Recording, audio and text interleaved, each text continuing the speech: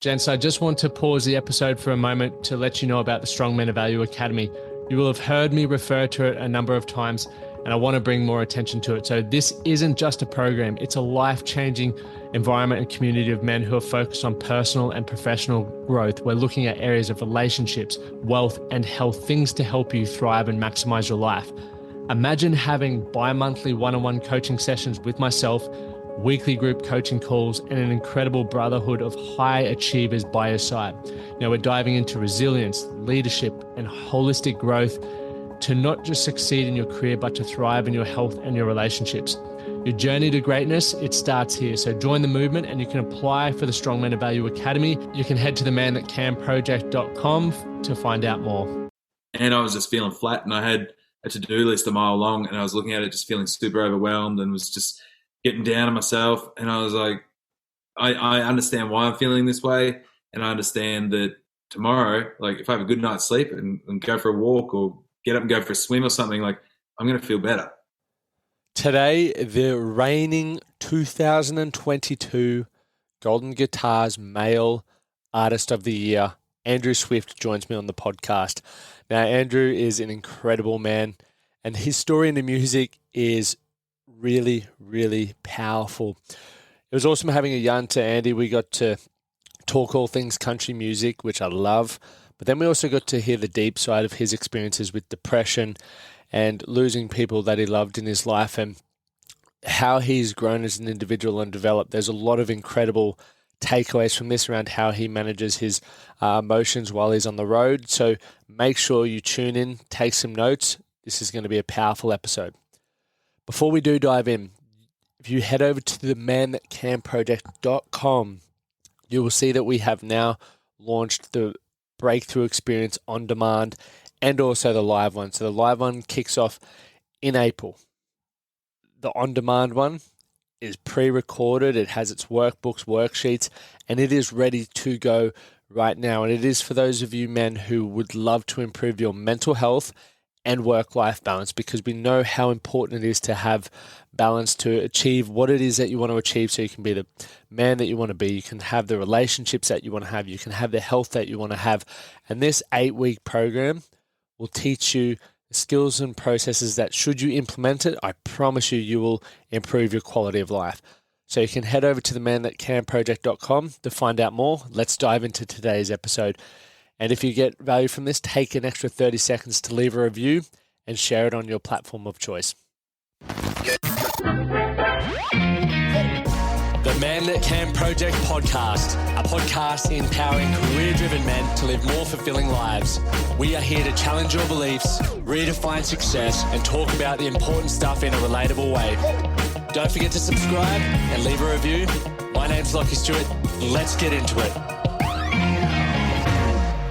Welcome to the Man That Can Project podcast. We're flying through the year already, and on the other side of my screen, I've got one handsome devil looking at me.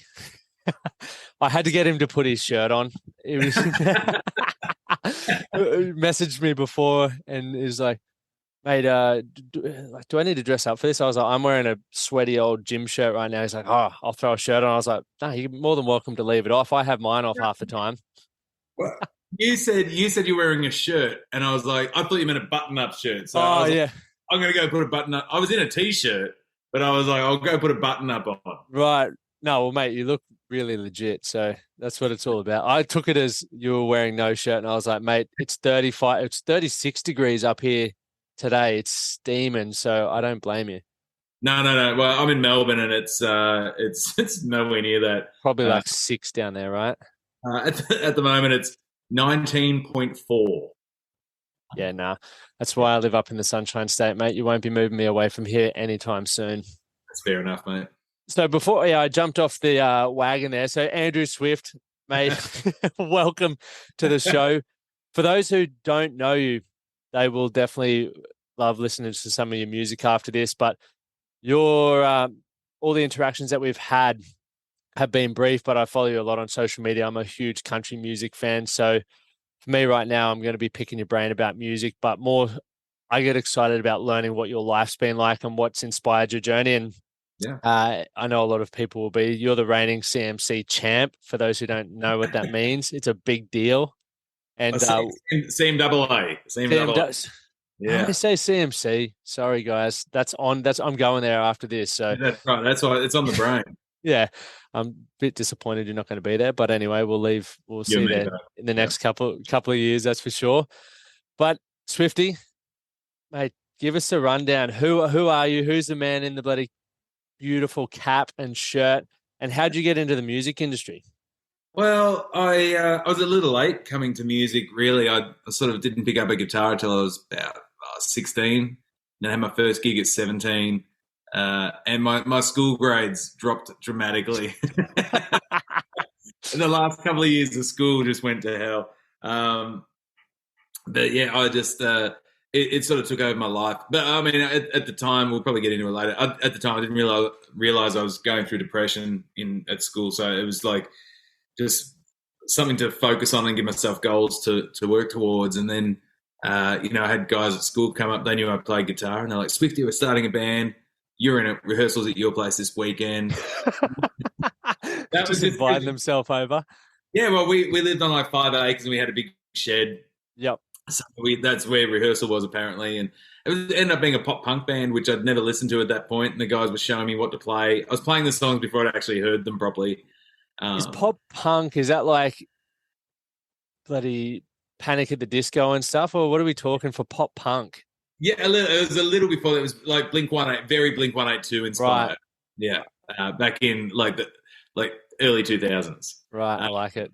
It was a lot of fun, and I learned a lot from that band. We ended up touring pretty hard with it, and we went pretty hard. We all agreed we'd take like a day off from our day job each week, and we'd go meet in the same place and work like we were in an office working on our stuff. So I learned a lot about the music industry during that time. And I wasn't doing any singing in that band. I was just doing some backing vocals and some guitar and stuff.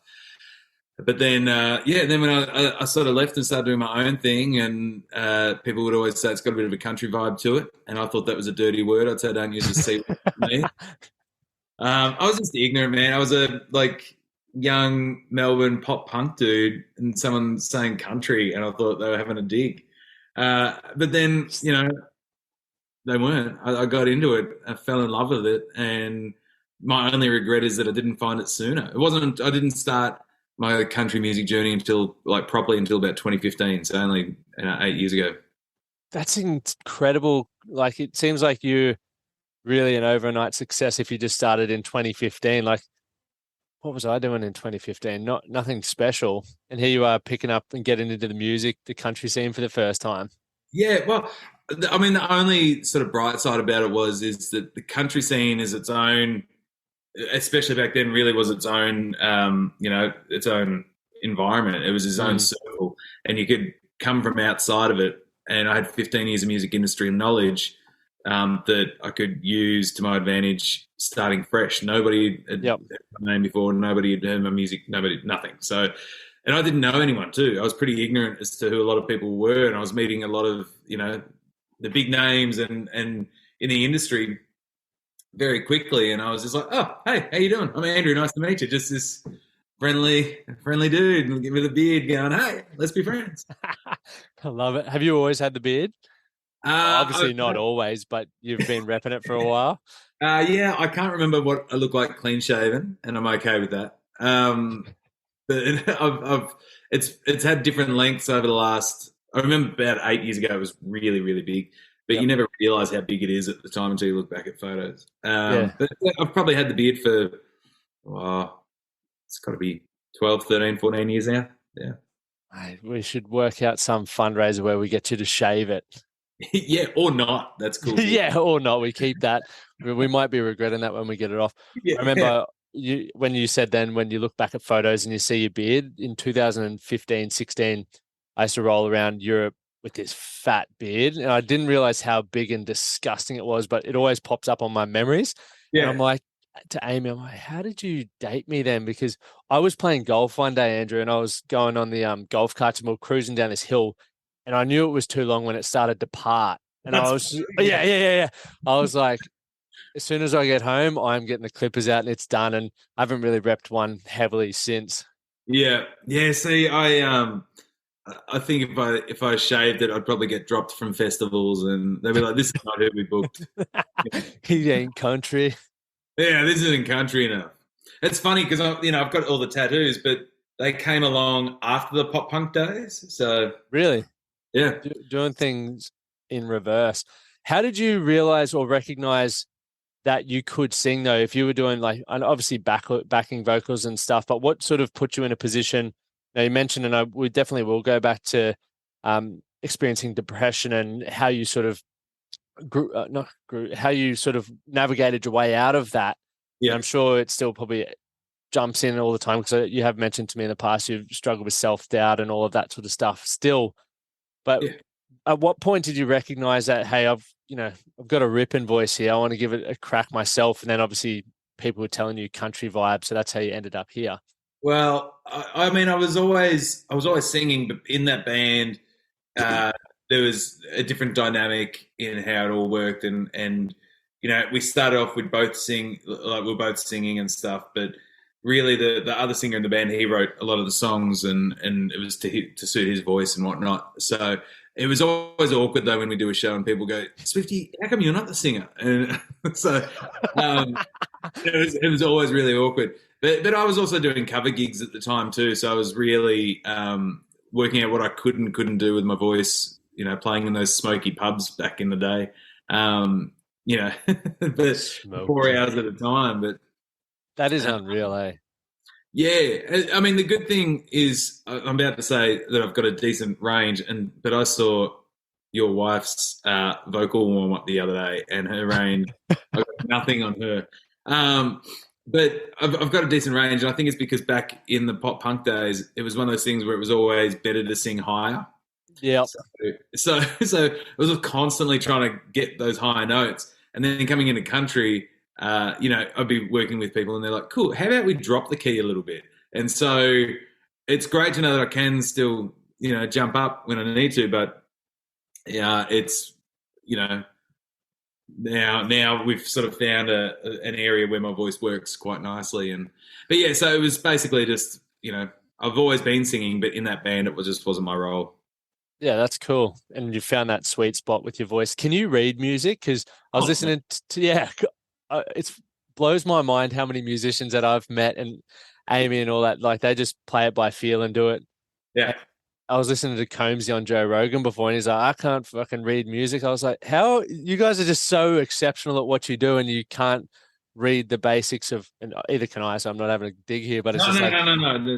It's phenomenal, and it just impresses me so much that you guys are so creative. You write these beautiful lyrics and then piece everything else together, which to someone like myself who's not anyway musically inclined, I'm just like, this is world class. And if I were to ask you how you write a song, you'd probably just go, I sit down and do it, and there we go, it's happened. Yeah, it was one of those things where I thought, oh, should I learn theory? Should I do this?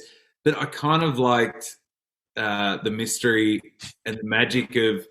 I didn't want to see behind the curtain. Sometimes I'll be playing a chord and I'm like, I don't know why that sounds great, but I love that chord. I don't want to know why it sounds great, but when I put my fingers here, like that's working for me. Yeah. So there was a bit of that, but yeah, it's it's a bit of a non-issue these days. But until at the moment, I'm learning the songs that are on my new album because from when before I got to learn them before they come out, because from when I recorded it. So from when I wrote it to taking it in the studio process, we change things, we tweak things here and there. And it's just little things. But when I don't think about it and play them the way I wrote it, it's going to trip me up when we play with the band because they're going to play it as we've recorded it. And, I've sent them all the charts and everything. And so I'm currently trying to learn my own songs. I love that. What's it like playing a full set of songs that you've written? Do you ever have moments where you forget the lyrics or the chords or anything, or it's just muscle memory there? It's a bit of both. It's a bit of both. I mean, if you were to say, "Hey, what are the lyrics in this verse, in the second verse of this song?" I'd be like, "I don't know." I'm gonna, Take from the top. let me work through it. It's this, yeah. So there is a lot of muscle memory there, but there's definitely times where you have have a brain fart. I remember once. I think I just mentally checked out early. I was opening a show for someone else, and it was the last show for the weekend. I'd played my set, and then I jumped up in their set for a song, and we were halfway through the song, and my mind was wandering because I'd already I had like a 5-hour drive home, and I stuffed up the words, and they looked at me and they're like, "What the hell?" Like, and I'm sorry, I was thinking about what I'm going to do for dinner on the way home. They're like, "Really?" Well, yeah, I was already on the road. That's hilarious, mate. That's good to know that you do that too, because I do it all the time and then bring myself back. So even the best do it. Absolutely. Let's go back. So you lost your uncle when you were 9, and that had a big impact on you because he was like a father figure to you. Yeah, he was. Like, mum and dad had split up, and mum's brother, my uncle Robbie, he spent a lot of time with us. Like, he always did before then too, but it was just, I feel like it was more prominent. It was it's a more obvious thing when your dad's not there. Like, and I still saw dad, but just not as often, obviously. But and he was a pilot. He used to take me flying all the time, and he was always the cheeky, fun one in the family. Like, he was the fun uncle. He was the funkle. The funkle. The funkle. Like that. And that's what, growing up, I was like, when I've got nieces and nephews, I'm going to be the funkle. I'm going to be inspired. I'm going to be the one that, my siblings are going to go, "Andrew, don't do that with the kids." I'm like, "Yeah, it's fun." Like, I'm the one who lets him get away with stuff. Influencing the next generation. Yeah, 100%. We lost him very suddenly in a plane accident. Not far from where I live now. I still pop down to the crash site each year, which is getting harder to do because they're putting all houses there now. But I was also the last one in the family to see him. He came to my school sports day the day before, and it was the most bizarre thing because I remember him leaving and I didn't want him to go, and I didn't want to let him go. Like, there was something about it, and I remember running up to the top of the grandstand and watching him drive until I couldn't see him anymore. Like, it was just, there was something about it. I don't know who knows? Who knows how things work, but that was the last time I saw him. But it really hit me hard. And, in hindsight, I probably should have had some sort of a, therapy, the trauma. It was pretty traumatic, and I was obsessed. Like, apparently, my mum was telling me not long ago, she goes, "Oh, your teachers were worried. That's all you write about. That's all you talk about." It was my uncle. A big deal, like losing someone that you were so close to, and especially at such a young age, you don't really understand it, right? It's just like one day you're here and one day you're not. No, yeah, that's it. Like, and it was just it was this haze and fog that I was going through trying to process it, I guess. And I felt I was pretty lost, I think, which sucks as a 9-year-old. But, and I think because, only a couple of years before Dad had left and then he was gone. And honestly, I think that carried over into my adult life where there was this, I had some commitment issues, and I think it was this fear of like losing anyone that I loved. Really, I think that's what it was. I've never spoken to anyone about it, but just here we are now. You're about to speak to thousands of people about it. Yeah, I know, right? Yeah. Look, I might be way off. I'll probably get messages going, "Don't, dude, no, don't." I didn't even study psychology, so I don't know. No, it is what it is, right? Like, I think everyone has their own, I guess, perception of how things play out, and I think it's very common for a lot of people that have, especially parents or loved ones that are around you so much, or have the expectation that they should, especially parents, care for you and always be there. If they aren't in your life as much, it's very easy to sort of look inward and go, what's wrong with me? Am I the issue? Do people not want to be around me? Yeah, and yeah, it obviously wasn't the case. I mean, there's a tragic accident and a marriage split. Like it's, Yep. I know it wasn't like I know it wasn't me, but back then as a kid, like it's just that, just that loss of two key figures in your life, rather quickly. Well, knowing what you know now, because there's going to be a lot of parents listening to this who have children, how do you wish, or if things were done differently for your younger self, what would you have liked to have had happen? Would there be, maybe have seen a psychologist or have your parents or your mum, sorry, sit down and talk to you about it a bit more? Or is there anything that you wish happened differently? Oh, I think knowing how hard it was for me to process it and work through it, I think in hindsight, definitely talking to someone would have been a professional would have been the way to go. But I also feel like parents these days are a lot more open to that idea as well. Not that mine were probably just didn't cross mum's mind.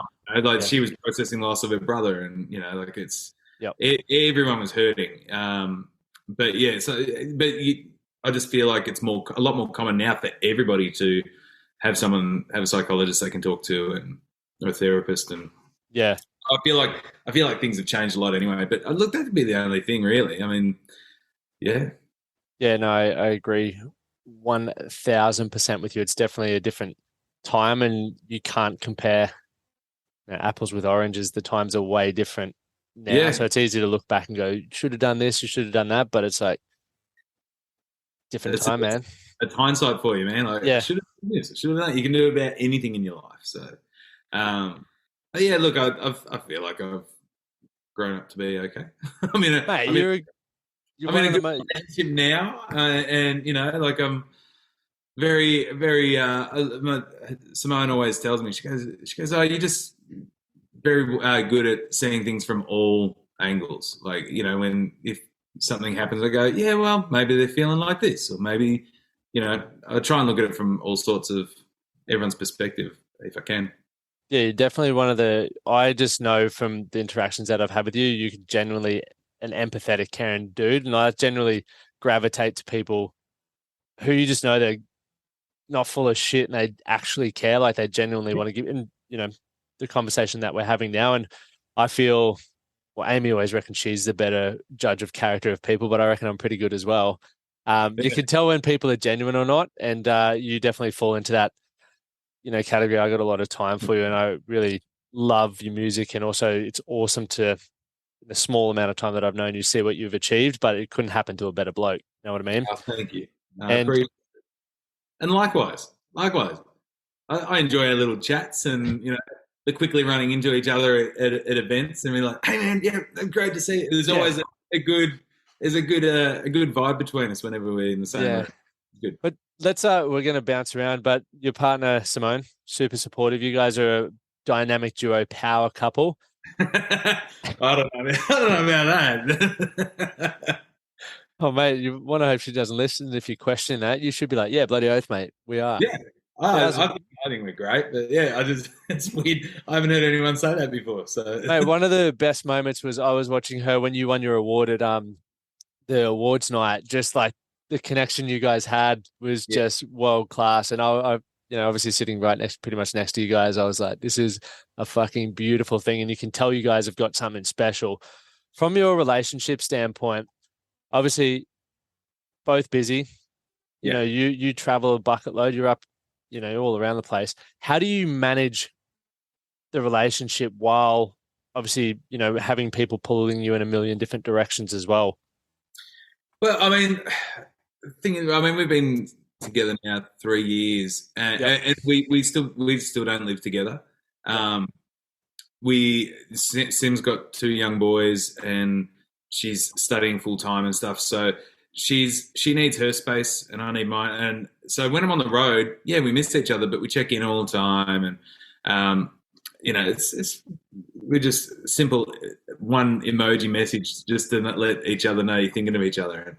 But what's your go-to emoji? Oh, we just did a little blowing a kiss emoji. That's all. Just thinking of you. Yeah. But I mean, we met right as the pandemic hit and lockdown started.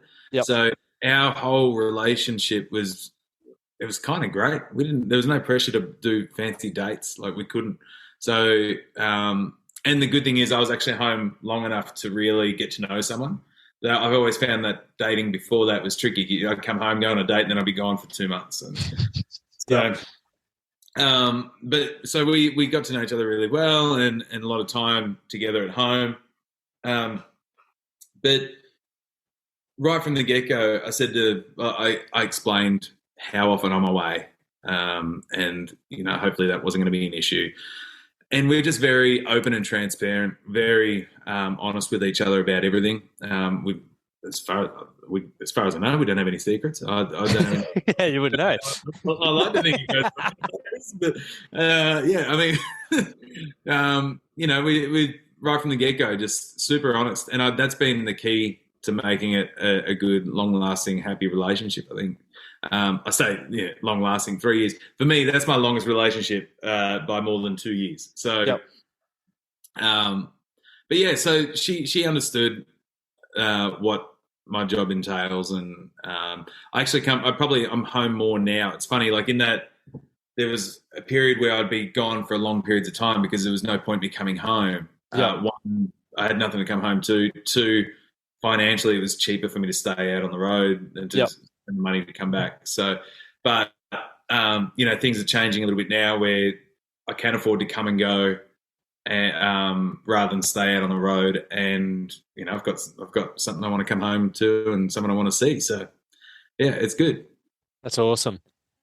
It's a very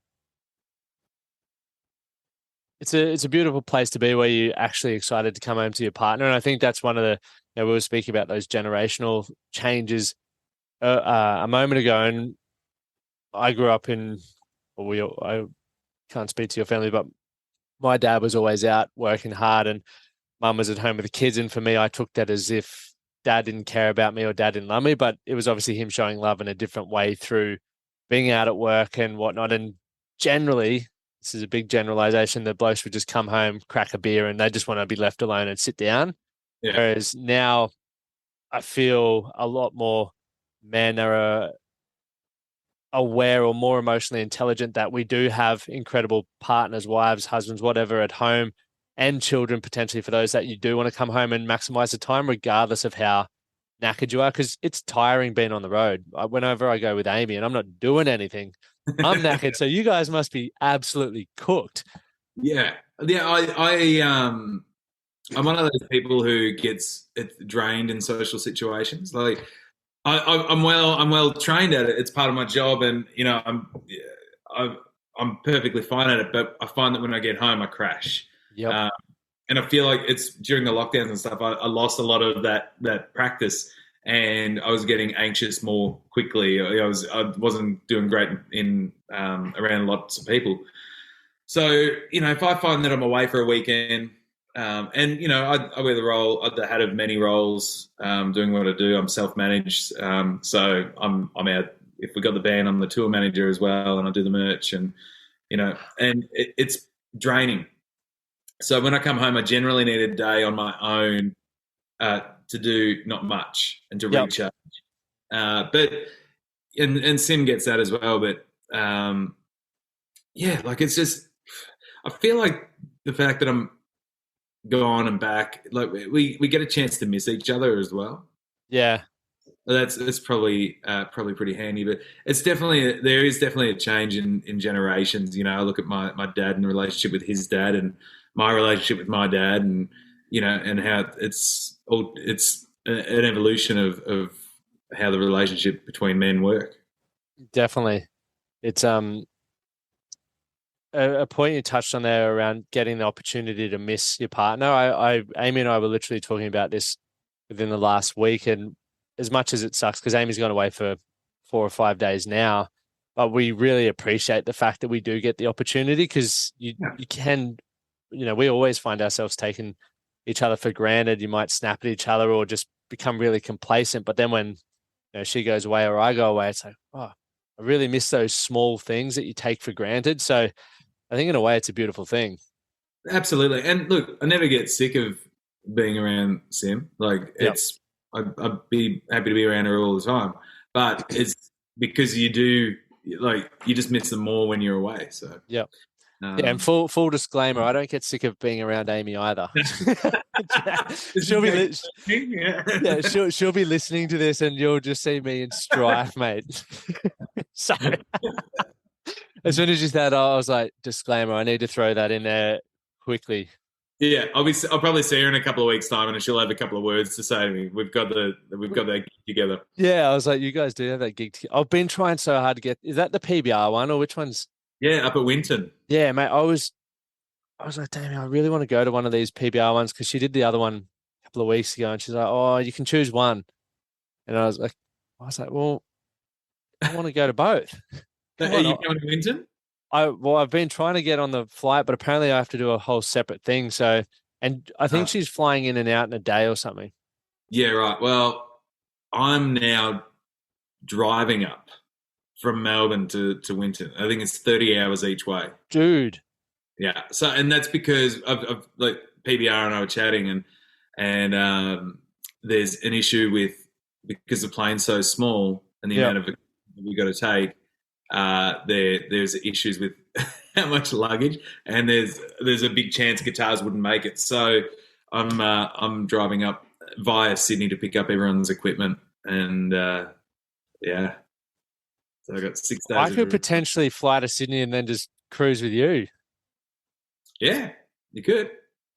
But I don't want you to. Well, no, you could. It's 2 days in a car together. I mean, we're gonna get to know each other real well. Really well. Might do a couple of episodes. Yeah, because I've got to take the gear up there. So I'll be up there on the Thursday night, and then I'll leave again on the Sunday. That's effort. I want to talk about like that in itself. Like your work ethic is pretty phenomenal as well. A lot of people probably don't recognize the effort that you're putting into. You mentioned just a moment ago, obviously you're playing the gigs, but you're doing the tour managing. You're now driving to pick up equipment to make this all happen for you. Where does the drive come from? Well, it's a matter of knowing that if I don't do it, then it's not going to get done. And if it doesn't get done, I don't get to continue doing the job that I love. And I'd probably have to go back to fixing caravans, which I didn't love as much. Yeah. I mean, the thing is, I've been, first gig was, what year are we in? 22 years ago. And as we were saying before, it's only been the last 5, 6 years, 7 years that things have really, I've been doing it 5 years now full time. So in those 23 years, it's only been the last 5 years that I get to do it full time and doing my own music. And I definitely don't take it for granted, man. I'm so grateful for it. And I love doing the work behind it. I mean, there are days where I question everything when I'm just like, what am I doing? But I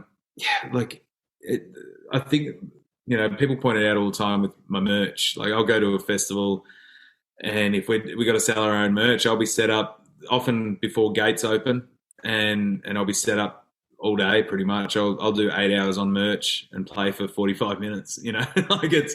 But it's, you got to be out there to do it, and you just chip away at it, especially with the merchandise. But I want to keep doing it. So I want to keep performing and touring, and if I'm not all over it, and I want to keep growing as well. Like I don't want it to be, I don't want to plateau. I don't want to go backwards with the new albums coming out. So I want it to be better than the last one. Yep. So it's a constant strive to move forward, and it all goes back to when I was saying about depression in high school.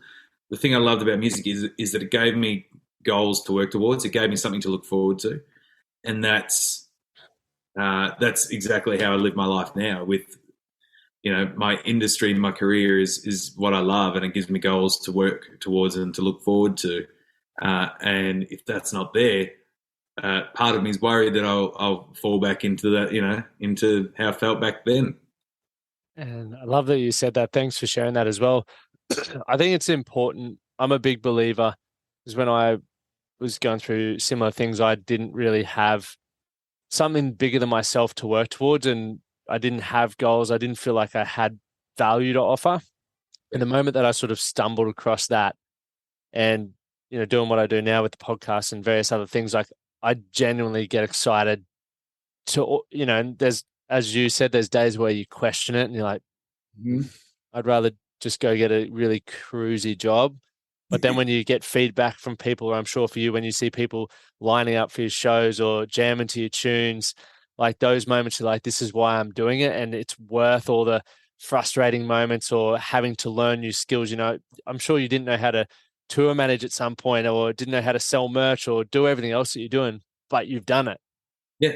Yeah. And there's a big lesson for a lot of people listening because stats show how many people are unfulfilled in their careers currently. And I understand that everyone's circumstances are different. Some people have children, mortgages, and various other things, dependents that are relying on them, which makes decisions more challenging. So if you're not in that position, it's a really good time to really chase your dreams or start working out what you love doing and how you can make a career out of it because it's possible.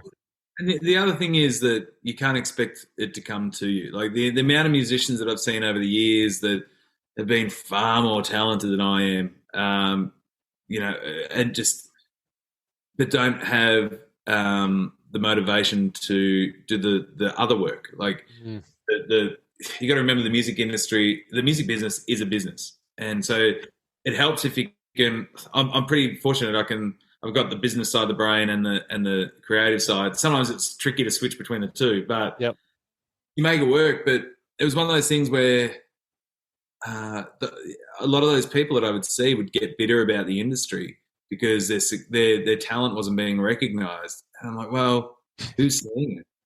Who's putting it out there? Like you need to be there. And that's even when I used to do the caravan park tours with my friend Greta Zilla, where we would do 21 caravan parks over 21 nights on the way to Tamworth from Melbourne.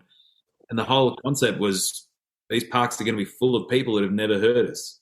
Let's go put on a show there instead of waiting for them to come to us at a show in the city. There's young families that would never get out and get a chance to see live music. So let's take the show to them. And it worked. It was a great way to build up a fan base from a grassroots level. That's unreal that you were doing that. Now you would have some awesome stories from that as well. Yeah, it was a lot of fun. It was a lot of work. It was hard work and with a minimal financial reward, but it was great. And we did it for about 6 or 7 years. That's the work that we live in a time where instant gratification and often, social media, for example, like you, for example, Swifty, could look like an overnight success for someone who's watching along on social media and you're winning these awards and doing all this cool stuff. But as you said, 22 years ago, you played your first gig, right? Yep. So you've been grinding away and you just touched on one of the things, but I'm sure you've done so many other things along the way to hone in on your craft, to brand yourself, to market yourself, and to be a better musician, a better writer along the way that people don't see. And that's why, for me, I personally love podcasting because I get to hear your story in a way that, maybe social media doesn't portray. So then I go, oh, cool. Swifty, had depression. Swifty had to hustle hard. You've done all these things that maybe some people may think that you just didn't have to go through. Yeah. I think that's what makes you enjoy the outcome when you continue to progress, is that where some people just want to go, nope. Yeah. Well, I mean, it's a really tough industry. Like it's easy to get beaten down by it. There have been several times over the years where I've just gone, it's not working. What else could I do with myself? Yeah. And the answer was always nothing. Like, this is what I want to do. There's nothing else that appeals to me as much as this. Yeah. But the key thing I think I learned to do over those years is, because you face so much more rejection than you do find wins. Yeah. And I worked out pretty early on that you need to find the motivation in the smallest of wins to keep it going. Like, it's easy to let the rejection get to you and the losses, but it's the wins that keep you going, and you need to interpret those wins as best you can, and sometimes they're going to be little wins, sometimes they'll be big wins, but it's you need to find something to keep you motivated. It's a great point. It's definitely easier to focus on the rejection and the setbacks because it's comfortable, right?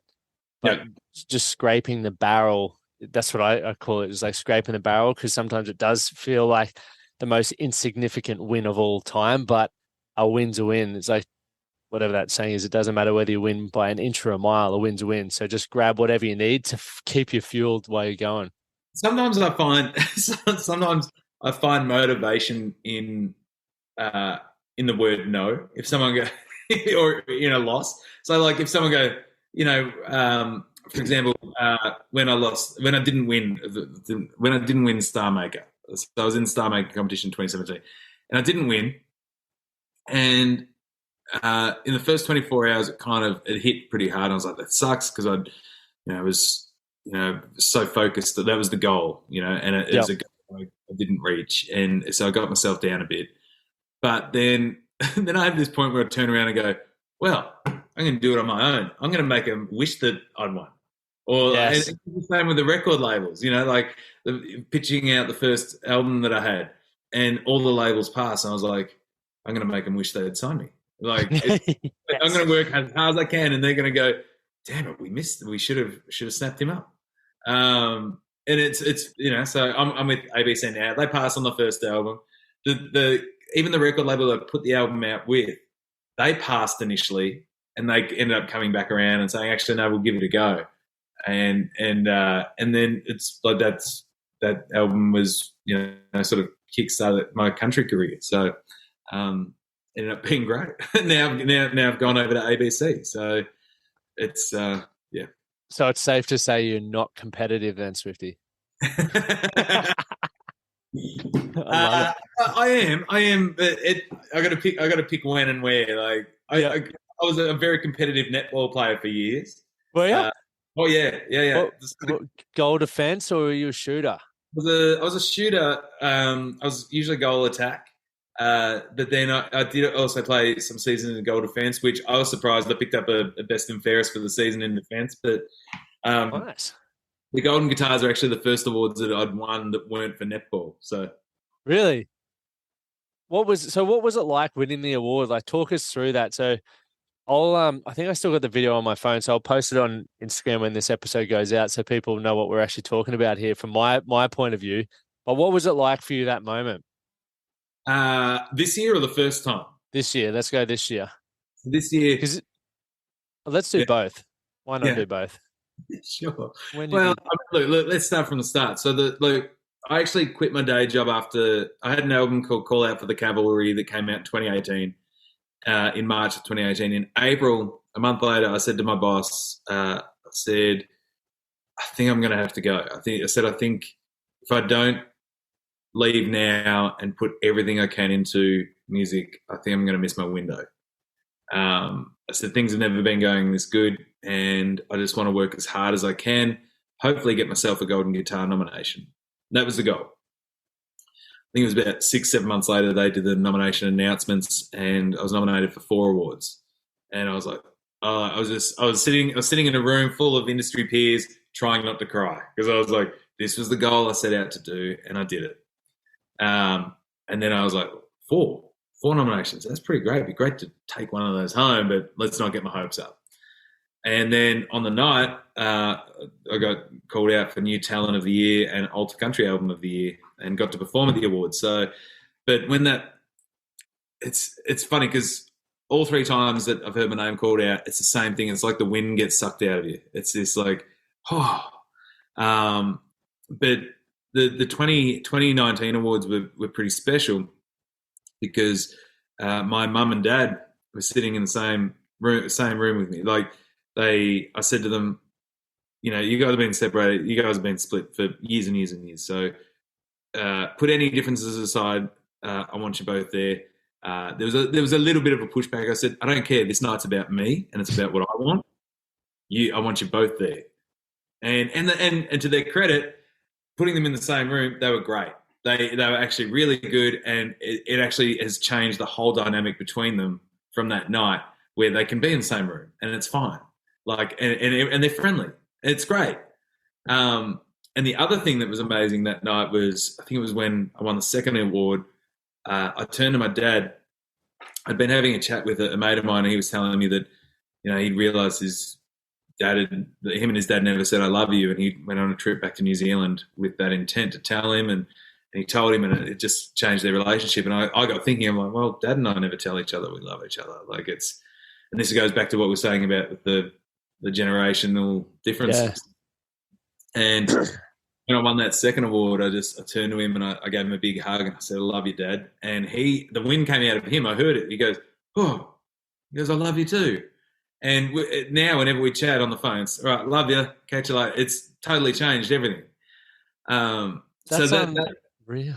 Yeah, it was incredible. We've got this great relationship. We went camping in the Flinders Ranges for a week last year and went hiking and did a heap of stuff. We do stuff together all the time now. So good. But then, the award itself, I remember walking up onto the stage and look, we don't do music for the awards, but to win one or to get nominated, just to get that nod of approval from your industry, especially when you've been chipping away at it for years and years. Yeah. There's something about it. And I remember being on stage. I don't remember what I said. I remember parts of it. It was like a big night out. It's like I walked off stage. I was like, what happened? What just happened? What did I say? Because I remember walking off stage and I said to a publicist, I'm like, was that okay? Because I don't know what I just said. She goes, that was perfect. I'm like, great, cool. You nailed it. Yeah. And I was trying not to cry because I was thanking my friends that I've been friends with since high school for their patience in me not being there a lot, like missing milestones, not only of theirs, but now their children. So I was getting choked up trying to thank them. And then this year, I didn't think I stood a chance. I only had one nomination for the night. And I was in a big category with some big names who had multiple nominations and who I think they all deserved it as well. So to hear my name being read out then, there was my dad, myself and Simone, all three of us, and we've all sort of leaned forward like, oh my God. Really? And the first thing I said was, I need to get dressed because I was wearing a vest and Sim was like, if you go up there, you have to do your vest up. So I said to her, I've turned to her, I'm like, I have to get dressed. Like, it's like a shock thing. But we, all hugs and kisses and stuff. And then I was trying not to cry when I was on stage talking about Simone because, as you might remember in that speech, I was saying that, I'm someone who has a lot of self-doubt and she's always there to build me up and she's patient and listens to me with all those doubts and everything I'm going through in my own head, and then still manages to build me up. And that's what you need. That's what you need in your life, someone who can do that. Definitely. That's awesome.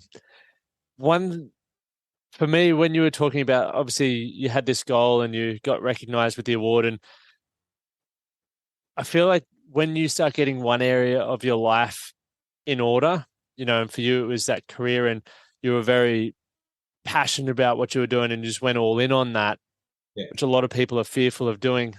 Other areas of your life sort of started to follow as a byproduct, meaning, you got your parents together in the same room and changed the dynamic of their relationship again, which then led to you changing the relationship with your dad, like improving all of those things just by focusing on one thing. And I feel when our life isn't quite where we want it to be, we can look at the chaos and everything that we need to improve, and it can be overwhelming. So we don't take any action whatsoever, rather than just, the perfect example of how your life's played out is you just went all in on something that you truly loved. Mm-hmm. And like, as a byproduct, you've positively impacted so many people, but also so many areas of your life as a result, which is fucking cool. No, I hadn't thought of it like that until you just pointed it out, but you're right. Like I remember the moment where I said I was going to focus on music. I remember it was just after my 30th birthday, and I was feeling a bit let down because I'd always put a heap of other people first, and I didn't feel it was being reciprocated. I was like, you know what? I'm gonna start saying no and start saying yes to me more, and with what I want to do. And that was a pinnacle point. Like, everything sort of started to slowly move in a different direction and gain momentum in a different way from that point. Is that one of, I guess, the strategies you have to manage your mental health now as well? About saying no and looking after Yeah, me. like putting yourself first. Like what in doing that, what would be some things that you do to manage your mental health? Obviously, you had the depression and self-doubt and a lot of things that many people experience. So how do you manage that now? Well, I mean, these days it's just being very aware of how I'm feeling, I think, Yep. and seeing any signs early on. Like there'll be times where we're out at a gig or a festival or something, and I've done my part, and usually I'll be like, yeah, cool, I'm going to hang around, I'm going to do everything, and make sure that I'm everywhere and do it all. But I feel myself getting socially drained, and I feel myself going, okay, cool. I know how I'm feeling, and I know that to remedy that, I need time out. Like I need some quiet, and it does come back to that. I think where you go, people say, oh, "Why don't you come here?" I'm like, "Nah, like I need to reset. Like I'm good." So I guess I mean, and when I was coming out of the, because we had a really long lockdown down here. I know, Yeah, the world's longest, wasn't it? yeah. And I know I've touched on it a couple of times, but it really, I didn't realize how much it affected me being in around other people. It's like there's a couple of times I was at the supermarket, things were opening up again, and it wasn't a fear of getting sick. It was just I didn't realize how much I'd built up a barrier or a callus to being around people. And I remember sitting at the deli, and all of a sudden, people were just coming up and looking at what they wanted, but I could feel myself getting anxious. I was like, "Cool, like this is not good." I was like, I could really feel myself getting uncomfortable and anxious, and I was like, "Cool, I'm going to just go sit in the car for 5 minutes and reset," and it helped. It's just I think it's really just being aware of, what can trigger certain reactions to your body and how to remedy it. I mean, and look, I've never had any professional help. It's just been a trial and error thing, I think. Good on you. Coming out of the lockdown, I did go and seek a referral, but everyone was so flat out because everyone was doing the same thing. Like you couldn't get in there for 3 months. I was like, cool. I need to get over this a little bit quicker than 3 months because I've got gigs to do. I got to go. I don't know. Yeah. I mean, look, everyone's got their crosses to bear, their little demons they got to deal with. And, I think I handle them pretty well. Like when I'm out and about, it's fine. Like when we do Tamworth for the week, it's a long week. It's a monster week. 10 days. And it used to be that I'd get home and I'd be wrecked for another week. Like I'd be just exhausted for a full week. But like this year, and I was chatting to my bass player about it as well because he's a similar sort of thing where he'll run himself into the ground. And this year I started saying no or not actually verbalizing it, just be like, no, cool. I'm going to go back to the house and I'm going to chill. I'm not going to do as much this year. I'm going to make sure that I'm enjoying myself and I'm feeling comfortable and it was mainly because I knew that the Saturday was going to be a massive day because we did 2 shows and then we had the awards that night and I had a rehearsal in between the 2 shows for the awards. So it was a massive day. And for some reason I couldn't sleep. So I was up early and I went and swam some laps and then went and did all that. Far out. Yeah. You're a weapon. In small bursts, yeah. Mate, that's all you need. That is all you need. Sprint is the most viewed at the Olympics, so you got to get on that. But you definitely share something that I think is really important. Coming out of COVID, I've been seeing a psych for years, so I already had my regular appointments, but so many people were literally waiting like 6 to 12 months to get in. Yeah. But a few things you touched on that have helped me that I've learned from professional help is like that awareness around going, why am I feeling this way? What do I need? It's essentially putting yourself back in the driver's seat. Now, not every time we can do it by ourselves. I understand that. So I'm not here saying that's the way. But we're all unique and different. And for a lot of things, I feel the more self-aware you are around things that make you feel good or things that make you feel bad, and surrounding yourself with more of the things that make you feel good as opposed to the things that make you feel bad has a huge impact on your life. And it does sound very simple, but more often than not, most people don't slow down enough in their life to actually go through that for themselves. It's like, oh, Swifty said this or Lockie said that. That's cool, but have you taken the time to do that for yourself? And most people can't say they have. No, I still get the odd day where I had it last week. I'd done a heap of driving over the weekend and a couple of gigs, and I got home on the Monday, and I was just feeling flat, and I had a to-do list a mile long, and I was looking at it just feeling super overwhelmed and was just getting down on myself. And I was like, I understand why I'm feeling this way, and I understand that tomorrow, like if I have a good night's sleep and go for a walk or get up and go for a swim or something, like I'm going to feel better. Like and I know that it's a passing thing. But yeah, I think I've just, grown to, come to understand how I feel and why, and the best way to handle it. I like that. What are you most excited about for the rest of 2023 and just your career in general? The career in general, just hopefully to keep moving forward and building and growing. But this year I'm excited. There's a new album coming out on the 28th of April. Yep. Called Lightning Strikes and Neon Nights. That is a catchy title. Fun. And it's not even a lyric or a song title. It's just a summary of the songs on the record. So, I was chatting to my graphic designer about it, who's a good mate of mine, and we were just trying to settle on a title. We were looking at lyrics and all that stuff. And then he was like, dude, you got a lot of songs on here about, there's love. There's a lot of love in these songs, but then there's a lot of songs about, having a good night out and having a bit of fun. And so rather than call it, rather than call it love and getting drunk, getting love and getting drunk or whatever, because we thought we'd do something a little more poetic. And the lightning strikes is the the love side of it, and the neon nights of the parties. I like that, aka the getting drunk. Yeah, getting some love, getting some drunk, getting some drinks. Like it's. Is there a particular song on the upcoming album that you, obviously they all have meaning to you, but the one that really stands out for you? Yeah, look, if we're looking at sentimental songs, this album's really only got the two.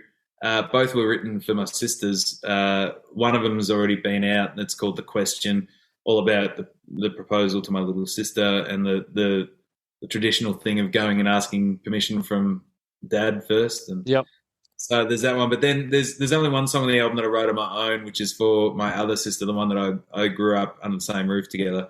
And the song's called Growing Up With Me. And have you got siblings? I do. Yeah. I'm sure you know what it's like. Like, you guys can love each other and hate each other within the space of 5 minutes, and then love each other again. Yeah. And it's this roller coaster, and you poke and you prod and and nobody irritates you more than a sibling, but you still love them to death. And that's what this song is about. Like the tagline is, I hope it weren't all bad growing up with me. So yeah, that one's probably a bit more special on the sentimental side of things. I love that, and that'll be available on all platforms. You'll have a pre-save or pre thing. Yeah, yeah. It's look, we're gonna give it the old plug. Really. Mate, we're plugging it hard. Let's do it. So it's available. You can pre-save on all the streaming platforms now. You can pre-order on iTunes if you and through your JD Hi-Fi, Sanities, all that stuff. But if you pre-order through my online store, you not only get yourself a free air freshener. Oh, I know, right? But you also go in the draw to win. I've got an amazing bundle actually. It's about $500 worth of the Dixon flannel products, which I'm wearing right now. Where you're repping, I like that. That does look good. I like it. Yeah, they're great flannels. They're about $80 each. And then there's also a $200 voucher for Pakenham Western Wear, which you can spend online. You don't have to come all the way down here to do it. And the best part is there's a Telecaster guitar worth about $1,100 there as well. So, yeah. All right, we're gonna All the links for everyone listening are in the show notes, wherever you're listening to it on. I've put the online store at the top just so you don't skim past that. You can't beat winning free stuff. Free stuff. And I've also got some exclusive bundles. I'm doing like a pre-order only t-shirt that you can only, the cutoff date for that's like April 10th, and then we've got to order them to how many? Yep. Yep. Sweet, man. I'm pumped for that. Yeah, it's gonna be a fun album. The last couple, like, I've loved every album I've put out. I've loved, but this one's probably overall a bit more upbeat, a bit more lighthearted and happier. And people have asked, "Oh, the song's about you and Simone and your relationship." I said, "No." But because I'm in a good relationship, that those feelings probably get projected into these songs anyway, despite them not being directly about us. Yep. No, that's awesome. Well, I'm excited for it to come out. Definitely make sure. Where can people follow you on socials as well, just quickly before we wrap up? Yeah, so just Andrew Swift Music on Facebook and Instagram. I think I'm the Andrew Swift on Twitter, but I don't really use it too much. But yeah, everything's at andrewswift.com.au.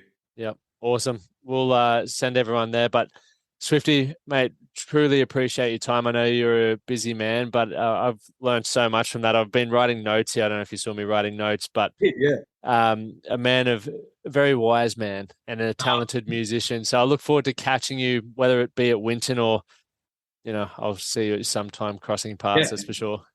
Yeah, hopefully you come up to Winton. The PDR thing's pretty awesome. I know, mate. I've seen footage of it. I just hope we both get a point, because we're always racing, where we can just sit down and share a beer. That'd be lovely. Well, you guys would be there on the Friday. Amy's playing the Friday. I'm not playing till the Saturday, but I'm there all day on the Friday. So I'll be around. Let's do it. We'll be going on a potty car ride or something. Thanks for coming on, mate. Thanks for having me, mate. Appreciate it. Thank you for listening to the Man That Can Project podcast.